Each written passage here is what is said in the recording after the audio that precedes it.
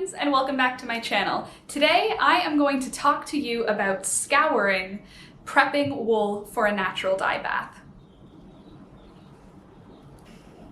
So if you're brand new to natural dye and you're thinking about getting into dyeing wool with plants or scraps from your kitchen or whatever, this is the first step in the natural dye process. So when we're talking natural dye, there's generally 3 steps to the process. One is scouring. That's prepping your yarn for a pre-mordant or a binder or a fixer, and then pre-mordanting the yarn, which preps the fiber to accept the dye, and then dyeing the yarn. So right now we're talking about the first step in that process. Scouring is the process by which you remove any excess dirt, oils, chemicals, impurities, little bits of sticks and rocks and anything that could have been attached to the fiber that isn't necessarily important to be there for the actual dyeing of that fiber. It allows the pre-mordant, which is the second step in the natural dye process, it allows that pre-mordant to effectively connect to the fiber, which helps out later on in the process. So let's get started talking about what we're going to do to scour the fiber. So for today, I'm going to be scouring a wool fiber. I have some of this beautiful Briggs & Little Regal wool in washed white, so it isn't completely oily, but I know from using this wool in the past, there's still a lot of lanolin on it that we can remove. If you're going to be scouring some protein fibers like me, so that's silk, wool, then you're going to be following a similar process to this. If you're scouring a cellulose fiber, so that's anything plant, that's hemp, linen, bamboo, cotton, anything like that, they usually require a little bit of a different treatment, sometimes a higher temperature and a more aggressive wash. But if you're doing wool like me, then you can follow the same process. You don't need very much for this process, just 3 real ingredients. You need your wool, number 1. You need a big pot full of water, or half filled with water. And then you need a little bit of dish soap. You could use laundry detergent too if you've got like an unscented, nothing added sort of soap. I find dish soap works perfectly well for me. And you need about a teaspoon, a glug, a little squeeze of dish soap. So first things first, let's add the dish soap to our big pot of water, and I will show you what we're gonna do next. Here we go. I'm going to turn my burner on at this point. I'm going to turn it on to a medium high. We're not gonna let it boil. That's just to get the heat sort of mixed into the water. And then I'm going to give a little squirt of dish soap into that water. And I actually filled my pot up with some warm water, so I can put my wool in right away. If you're using cold water or rainwater, let it come up to warm before you add your wool. I have never seen any problems from not doing that personally, but I know people say that the wool will felt if you switch from cold to hot too much. Again, it's not been something that I've noticed, but I'm still gonna put it in when it's warm because other people say so. So I'm just gonna add my wool to that pot with some soap in it, put my lid back on, and actually, since mine is already pretty warm, I'm going to turn my heat down to a low temperature. I don't want this to simmer. I don't want any drastic temperatures going on. I just want to heat it up to something nice and hot. Not boiling, not simmering, but hot. And I'm going to keep that on the stove with the dish soap and the water and the yarn for about 1 hour at this warm temperature. And I'm going to show you what it looks like right now so you can see how clear the water is, and then I'll show you it in an hour, and you'll see that the scouring is really an important process to get the wool prepared for the natural dye. You can see the water right now, pretty much completely clear, with a little bit of bubbles from the soap. We don't want too many bubbles though, so we're not gonna mix that around too much.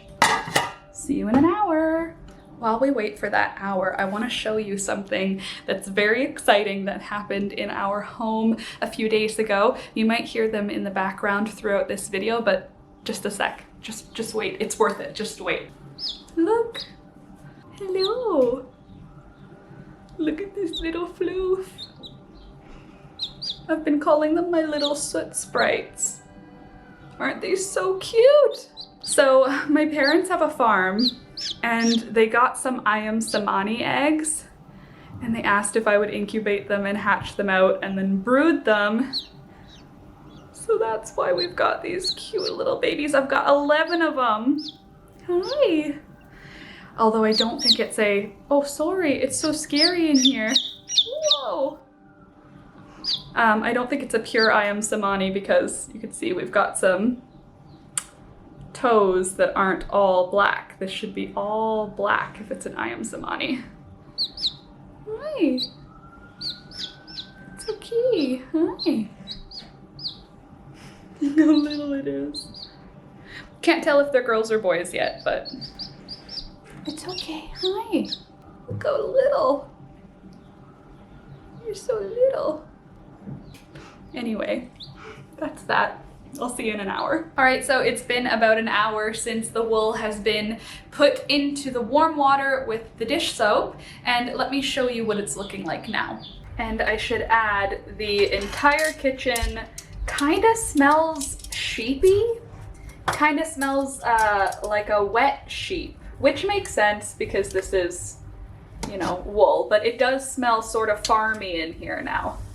And now you can see the water has kind of gotten a little bit more opaque. It's kind of got that cloudiness to it. And that cloudiness is the lanolin that has come out of the wool.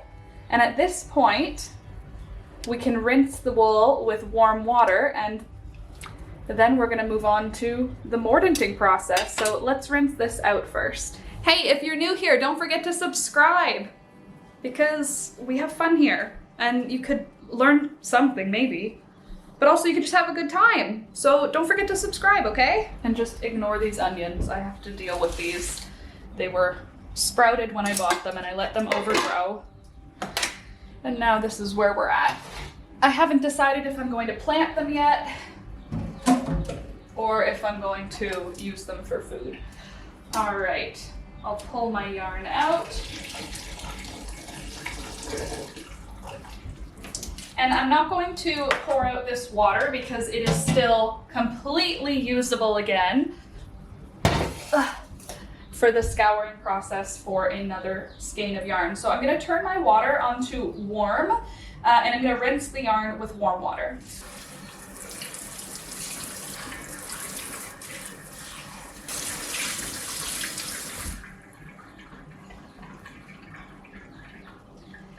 So if you had wool that was really oily, like it's still sticky, you can feel kind of a stickiness to the wool when it's warm and wet. After rinsing out the soap, if it still has that sort of sticky tackiness to it, or if that sheep smell is really strong, you can do the whole process again. So get fresh water, fresh soap, and re-scour the yarn. That'll help remove any extra oil that is actually on there. But this is all done and ready to be mordanted. So that is it for today's video. It's just a simple explanation and quick video on how to and why you should scour your yarn, scouring wool for natural dye. If you liked today's video, don't forget to click the thumbs up button. It really helps the channel. And come back to see what I do with this yarn. I'm going to dye it yellow, so come back for that. And also come back to learn about mordanting and how we're going to mordant and how you can do some pre-mordanting, which is a binding process for the dye to bind to the wool. So step 1 complete, come back for steps 2 and 3. And by the way, before I go, thank you so much to my patrons who are supporting me on Patreon. I really appreciate you guys. For you this week, you will be getting the detailed instructions on how to scour your wool. I made this cute little instructional recipe sort of page. You can use it as a coloring page if you want, but it's also just something cute to keep as a bit of a informative thing. So that'll be up for patrons this week, the document on how to scour. If you'd like to join my Patreon, links are in the description below. Also, all of the weird noises you're hearing in the background are the wind because it is heckin' windy today. Okay, now that's all for today. See you next time. Bye! Okay, so last little tidbit here. Also, you can let the yarn dry. After scouring it, you can let it dry. You don't have to pre-mordant it now, and you don't have to do the natural dye right now. So if you're doing the scouring and you're doing a whole bunch of your yarn all at one time, you can do that and then either let it air dry and then twist up the hanks again, or you can move right into the natural dye process. So a little bit there.